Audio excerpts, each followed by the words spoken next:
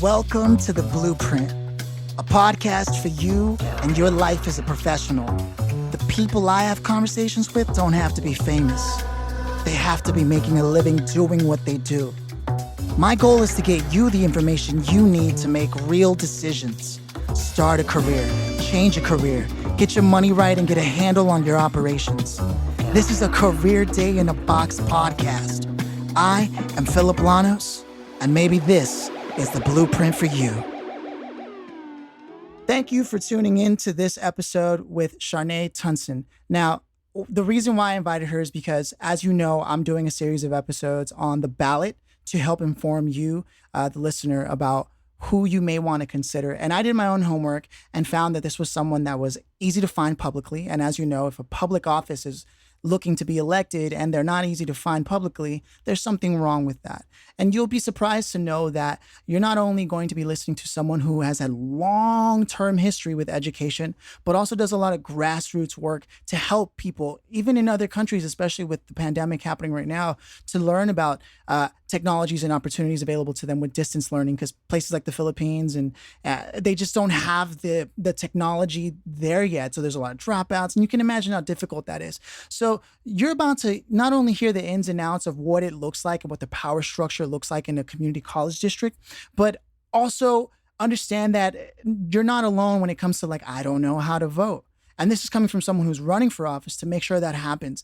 And you'll be surprised to know that she comes from a family who has worked hard and has been there firsthand through the college experience, which all of us know is not easy, especially if you're of minority ethnicity. It makes it even a little more challenging because the money may not be there for you, even though you should know the money is there, has been there, and you'll find out where it's actually going. And if you vote for someone like Charné, I guarantee you're going to have a person of the people in office for you. And without further ado, Charné Tunson.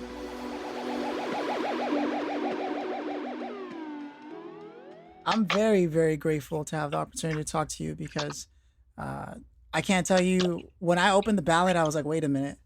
Why was it that there was, you have to do your own research, but the thing is, nobody ever teaches people that. Schools don't teach that.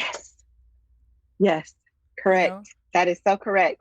And that's exactly like one of the things you're doing is you're running for a seat to influence the way I imagine financials are distributed amongst students, et cetera. Curriculum development. What encompasses all that? You know what? And it's so great that you asked that question because I was really doing some deep research about the position, and it mimics a lot what a school administrator does, and that is, what my background is in. But also policy development, so making policy and submitting it to the Board of Governors for approval. Looking at the overall academic and organizational growth, including facilities of the 9 campuses. And then, there is, the board actually informs educational programs. So when you talk about educational programs, that's where you see like the series of courses that lead to a specific degree or certificate or diploma. And then also the individual courses. And then, of course, traditional things like the calendar, the school calendar, holidays, closures, the academic standards. So what things students need to do to receive the diplomas and the degrees. And then the huge thing is the budget, the $5 billion budget that they oversee. So that's crazy. And then, establishing the student fees, establishing the employment practices, which includes salaries and benefits. And then this new thing that really hasn't been a priority, in my opinion, of the board are the student equity plans. And we see a lot of challenges around lack of diversity and inclusion for Black students in particular. And then the fun things like they get to confer the degrees and even identify individuals to receive the honorary degrees. So it's a long laundry list of things that the board is responsible for. But what's really concerning is the lack of oversight. There's no oversight really of the board. In fact, when I looked up the accountability process and the evaluation process, the board completes a self-evaluation every fall. That's it. They police And their themselves. self-evaluation, basically. And it's done in an open forum, of course, which not very many people attend the board meetings. Well, because But who knows where to when go? I saw that, thank you. That's the first thing. But it's like you get this position and you get to decide whether or not you did a good job. And even if you say, oh, you know what, we struggled this year, we totally dropped the ball, they continue on as if it's no big deal because there is no accountability whatsoever. So that is the problem right now. Charné, one of the main reasons that I wanted to interview you was because when I saw the seat you were running for, and I saw your background, where everyone in your family has attended college and made incredible sacrifices to do it. You're no stranger to the infrastructure of colleges, and I'm sure you saw all the challenges that one would face, especially I, for example, have my own story where I tried to get financial aid for many years because I didn't grow up with my parents, and I'm Latino, and I speak Spanish fluently, without an accent, without an American accent. And what happened was I went there to the financial aid office, and the first thing they told me is, "So you don't have your parents' information?" No, my father was sick, and my mother wasn't really around. Okay, and then they said, "Okay, well, I'm going to need you to go back to every job you've ever had," and I had a lot because I went to college late because I went straight to work, and get a letter saying that you no longer work there. You want me to go to every job I ever had to get a letter saying that I don't work there? At LACC, SMC was a little kinder to me, and I was like, okay. And then I couldn't even file separately from my parents until I was 24. So at the end of the day, I didn't go to college, and I found a way to become self-employed. But I know the struggle, and that's why I know that it's important to decide who determines who is eligible for what.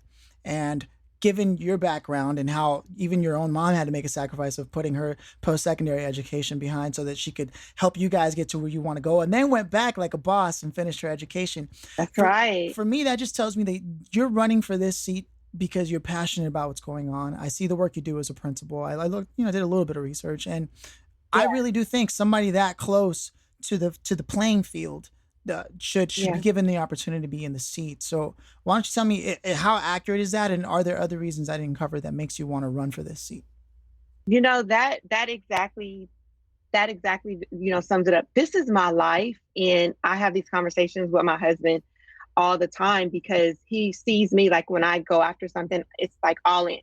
And I told my husband, I said, there's two things that I am just like passionate about, I would do for free in a heartbeat, and that's advocating for students and advocating for animal rights. Now, animal rights, that's a whole another conversation. Sure. But when it comes to students, I really feel like there are too many adults in the education system that don't put students first. And it bothers me because, in essence, we have these kids' lives in our hands. I have seen both extremes where students who were embraced by the adults that serve them to go off and do amazing things. And then I've seen those students who had adults not embrace them. And in fact, the total opposite of embrace, disconnect and push them away. And I've seen them end up 6 feet under, in jail, are just really struggling, through mental health. And we are their first line of defense. There would be no other careers if it were not for students. There'd be no professional athletes, no doctors, no lawyers if there were no schools to produce those individuals. And teachers and educators have such an important role. And what I'm finding through this election is education is very political and it's very corrupt. And it saddens me. It saddens me to know that there are adults and professionals who are willing to sacrifice the future of students for their own personal needs and gains. And so when you say, I am very close to that playing field, listen, I lay it all on the line for students. And I also lay it on the line for my teachers. And I don't want to come across as if like I'm anti-establishment, anti-teachers. It's all about the students. There will be no students without teachers. And I've made it, a goal in any position that I've been in to support my students and my teachers as best as I can, Right. And what I would say is, given what I read about your background, it seems like being a principal might have put you in a lot of places where you got to hear the stories and the backgrounds that students are coming from. Because as a principal, I only got in trouble once ever in my life, and it was for talking too much. But I mean, it serves a purpose with podcasting, right? Now, Right, exactly. running for a seat in LA, does it stand for the Los Angeles Community College District? Is that Yes, okay? correct. So how much influence does your seat gain if you are put in that position? Like what will you most likely make your first objective, and how much influence do you have over that? One of the things that I have said that I want to do first is to work with the mayor to revamp the LA College Promise, because right now the LA College Promise provides first time college students with free tuition for 2 years in addition to other supports. Now, right, due to COVID, there has been a large number of students that have had to step away from the community college, whether it's due to illness, whether it's to care for family members, whether it's to go to work full time. These students, according to the LA College Promise, if they were to come back, would not be eligible for that financial support.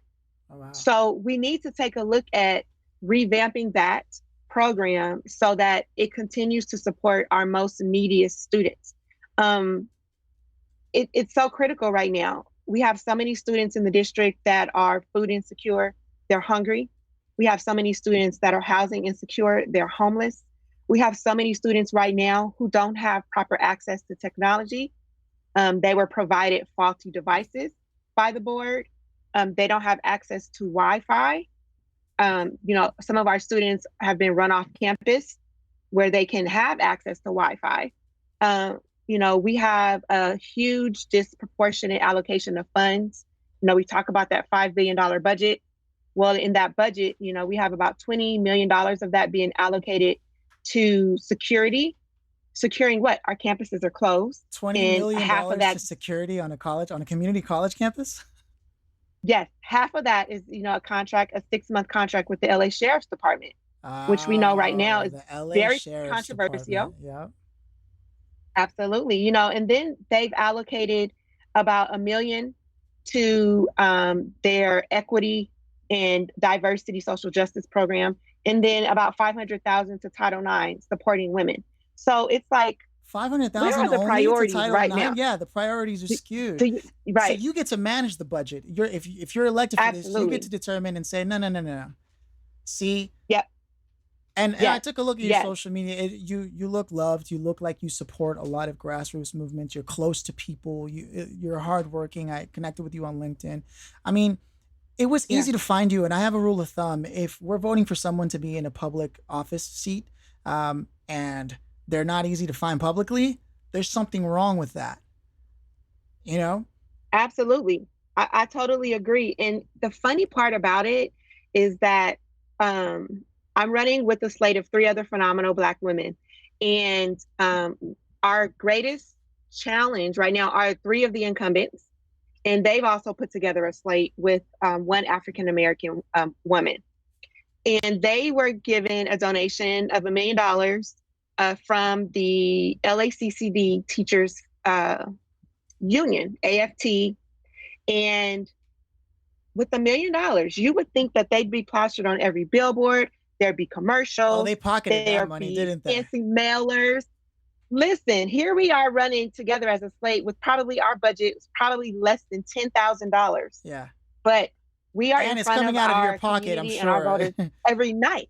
Absolutely. I heard. Absolutely. I interviewed People someone have else. given what they can, but Yeah. Someone else told me you guys have to pay at least $2,000 to even get in the ballot. That's crazy to me. that's not true. I guess true, only though. for the judge seat then. Okay. No, see, I'm working out the system. I'm working out the system because this is what I want to do. I want to inform my voters or the voters and my listeners because first of all, we don't even know how to even get into politics. Like, right? They don't teach this.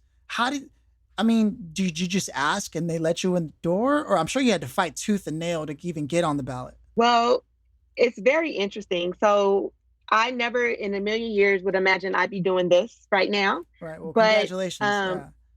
Thank you. I'm a part of a Facebook group called Black in the Valley. And one of the young ladies posted like, hey, is anyone is interested in running for the LACCD? We're going to have an informational session, and we're looking to find some Black women to educate on the filing process and everything. And so I thought, LACCD, that sounds very interesting. Let me check it out. And so I started attending these Zoom informational meetings, and it really piqued my interest. It spoke to my heart, and I said, I want to do this. And together, we struggled together with a couple of volunteers to navigate through this process. We asked each other questions. We did research. We did this on our own. No one, told us how to do A, B, C, D. We struggled together as a group. And there's so much to learn. The whole endorsement process is a joke. We see these ads about, endorsed by, the California Democratic Party or by this person or that person. Even though it's supposed to be nonpartisan. Let me tell you. Exactly. Let me tell you, we did one endorsement process. It was the Playa Vista Democratic Party. And so what happened is, first of all, you had to become a member of the organization. So I think it was like $25. So, okay, that's not a big deal. I'll join it because I have constituents in that area. So it made sense to me. And then we had to fill out a questionnaire, and then we had to appear before a town hall, a meeting. And so we did that. And we thought, I was super duper nervous, like never been more nervous about something in my life, because this is outside of my comfort zone. I didn't know what to expect. It was a pure circus show. I was so mad that at one point I got off the call, because there was the union president from AFT there. There was the director of their political campaign there. And there was a former student board of trustee member. And those two employees, they berated, they disrespected, everything short of calling this young man out of his name in front of all of these individuals. And I thought, whoa, wait a minute. This is how you as a faculty member treat your students? I didn't want any parts of that. And then ultimately that organization endorsed the incumbent and the entire incumbent slate. And I thought, this is what endorsements are about. I want no part in it. And I stopped filling out those requests. I deleted every email that I received to become a part of it. I said, this is not what I'm about. The only endorsement that I need is the endorsement of the students and the staff members and the community that I have served. And I wouldn't do it. So, and that's been my platform to voters right now, is do your own research. Don't listen to what these endorsements are about. Even just today, the LA Sentinel sent out a release of people that they endorse, and they're endorsing Scott Sponkin, who has lawsuits against him, who has been publicly in trustee meetings disrespecting women, who has awarded contracts to his friends and people that have donated to his political campaign. And the Los Angeles Sentinel, a publication that I respected because it's in the community that I serve, Crenshaw community, endorsed them. I said, that's it. It's a game. And I'm so disappointed. And so, I implore to every voter to do your own research. We need to end this endorsement game because it is a game, and it's all about the money. All about the money. I received endorsements from a couple of just individual, independent people that put together some voter guides. And I had no idea. Someone told me about it. To me, that means the world, because like you said, they did their research on me. Yeah, they did their research on me. They didn't reach out to me. They didn't ask anything of me, and they made their own decision. And not only that, once they endorsed me, they didn't notify me. Someone else told me. It was an organic endorsement, and that means the world to me, because they're endorsing me for who I am and not for what money I have to give them or to pat their pockets. So it's an interesting game, right? It's not, there was something similar that happened when I was interviewing the person running for the seat of judge, and there's this scratch my back, I scratch yours, and it seems like everybody's got dirt on each other kind of thing, and it really is what people expect from politics. It really is that game, and it needs to be changed. Be that way. It needs to be changed. It does, especially in education. I didn't get into education for politics. I got in to serve and fight for students. And it's a shame that I'm expected to play this game, but I am who I am, and I'm not going to play it. At the end of the day, the people have the right to vote. And whether or not I am elected, it doesn't mean my work stops. It just Right. means that, number one, my platform has been extended. You know, people like yourself that I've never even met before now understand what's going on and know what I am about. And now that it just increases my civic responsibility to fight for these kids on a different level. Wow. That's just it. Okay.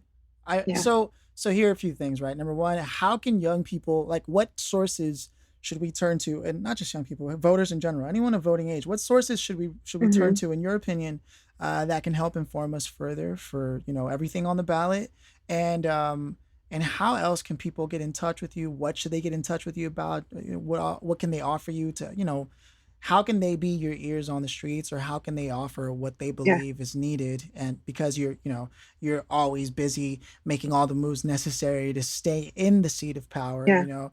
does it means that sometimes you get removed from what people are hoping and wishing and praying someone would listen Hmm. to? So twofold, right? So where can they turn to for sources, and the other is Yeah. how can they get in touch with you? Yeah.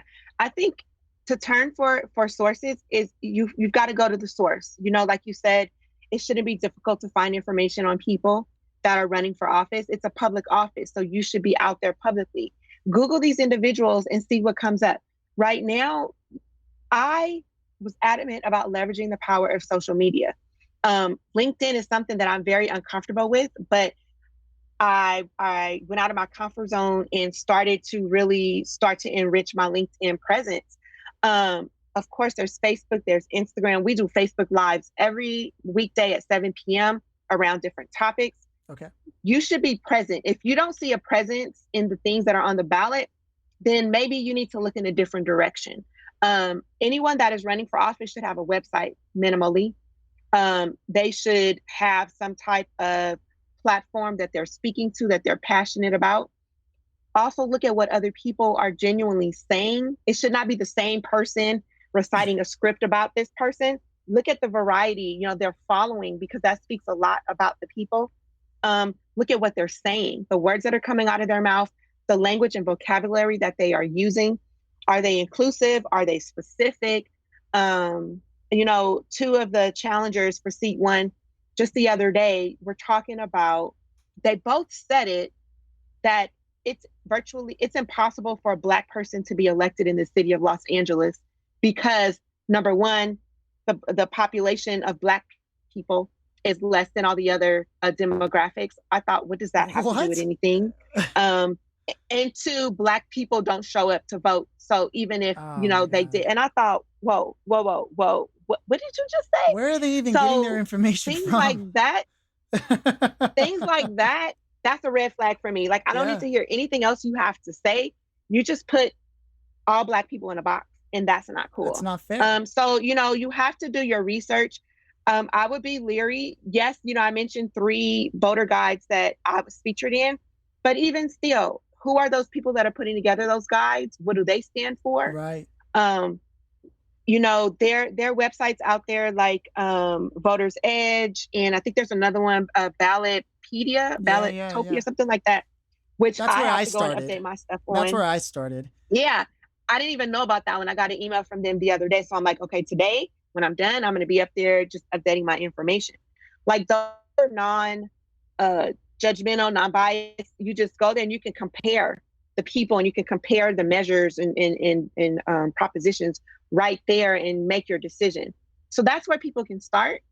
I would also say talk to people that you trust, admire, and love, and get their opinion, because that's important as well. Now, in terms of how they can reach out to me, I believe in being in touch with my follower, my community, my voters, my constituents. Every night before I go to bed, I spend about an hour and a half responding to social media. I check them all, from Twitter to Facebook to Instagram to LinkedIn, and I just go in and see who's commented, who's asked a question, and I spend time every single night doing that because it's important.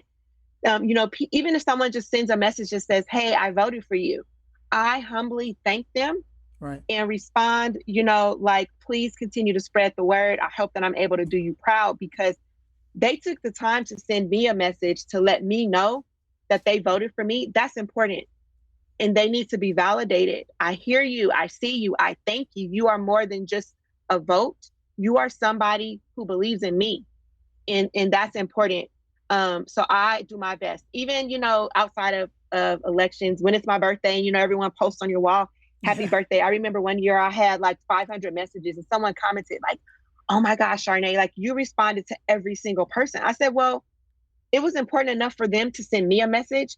I need to make it a priority to respond. And so I am very accessible. I made it easy for people to find me. Politically, I'm Tunson for LACCD on every platform. And even on my personal, pages, Charné Tunson, you Google me, you can find me. I mean, I think it's important. My greatest joy as an educator is being able to keep in touch with my students from 22 years ago. Wow. And seeing what they're doing. And, someone's getting married, someone having a baby. Like, I am so proud. Like, I remember when you were on your way to the principal's office, and now here you are, an adult being responsible and doing things. So that's how they can find me. And I love to teach. That's my passion. And if students that are part of the community college, and not even that, my daughter's a freshman right now at a Cal State, and I'm constantly asking her and her friends, well, what are you concerned about? What's going on? I am an advocate for all students. Yeah. That's right. For all students, it doesn't matter if you're not a part of the community college district. If you are a student, I'm here to serve you. If you're in a different state, let me know what your concerns are and let me do my research and perform my advocacy. I will advocate It sounds wherever. like your Right vision now, is bigger than just this seat. It sounds like if you can get all the way to the top of education, that's where you're going to be. You know what? Who knows? Who knows? That may be my retirement plan. But right now, I'm in the forefront. I've had the pleasure of actually supporting teachers and educators in the Philippines and Vietnam. Wow, the Philippines and Vietnam. Yeah, they have a huge disadvantage when it comes to distance learning. There's very little supports in place. And a few of them found me on Facebook when I was doing just training for teachers wherever. And about a month ago, I was invited to do a webinar that talked about the power of innovation through distance learning. And I'm currently developing an online platform because they have very limited internet bandwidth over there. And so I'm trying to put their training into bite-sized chunks, like 2 and 3 minutes at a time. So it's bigger than just here in the greater Los Angeles area. I mean, it's international. Like you took money out of your pocket to pay for pencils for students, kind of educator, grassroots, a person of the people. That's it. It was easy to find you. I see a lot of reasons why somebody should consider that and actually understand that this is something they should have been doing all along, just like me, reaching out, connecting, because otherwise you get a ballot and you look at the ballot and you go, oh, who are these people? And I have a feeling most people are afraid of admitting they don't know what they're doing, especially when you get to an adult age. So what you do is you vote for who, I don't know, this name sounds good, or think I've heard this name. I think I heard this name somewhere. So it must be, no. I wish I had done mail-in ballots the entire time I've been voting. Turns out from home, I can Google search everyone and vote as I'm doing it. So I just want to say thank you so much for making the time. It sounds like you're really busy, and I can't wait to share this with my voters. Like you said, they can find you. They can find you at Charné Tunson everywhere. At Tunson, it's Tunson, the number 4, LACCD everywhere. There's my website. There's all the social media. And please reach out. I love it because it lets me know that people see what we're talking about. They see, they understand, and they empathize. Don't ever be ashamed that you didn't know before. I want to say that that's one of the reasons why I've been going live every night, because I'm one of those people that I would be like, oh, looking at commercials or maybe looking at mailers and you're checking it off, but that will never, ever happen again. I'm not ashamed to admit that was my practice before. I'm learning. The reason why I have different guests. Yeah, the reason why we have different guests on every night is because I need to be educated. My ballot is not filled out yet. I plan to wait the work. Till I've been educated on every single thing and walk it in. So it's okay not to know. but it's not okay to not find out. Yes, I love that. I love that. Yeah, so I'll be in touch with you, and I can't thank you enough for taking the time to help educate myself and the listeners. Absolutely. Thank you for having me. Thanks for listening to this episode of The Blueprint. I hope it was helpful, and as always, I'm open to feedback. Please follow our guest where they directed you to, and also connect with me on LinkedIn. Or you can even get more personal and connect with me on Instagram. Either way, let's network, let's build, and let me know who else you'd like to hear about, what other industries and professions you're interested in.